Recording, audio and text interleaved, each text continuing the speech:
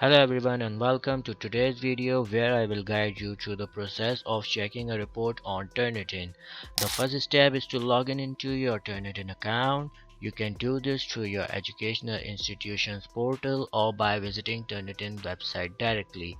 Next, you need to click on your class assigned by your school or college. Next, you need to submit your document for analysis. Simply upload the document you want to check for plagiarism. Turnitin will now analyze your document for any instances of plagiarism or improper citation. This process may take a few minutes or several hours, depending on the length of your document and the current workload on Turnitin's server.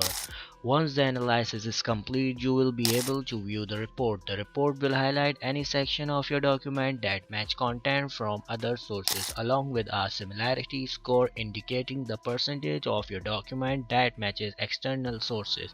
After that, you can download the report. If you require a Turnitin report for your document, please do not hesitate to contact me. More details can be found in the description below. Thank you.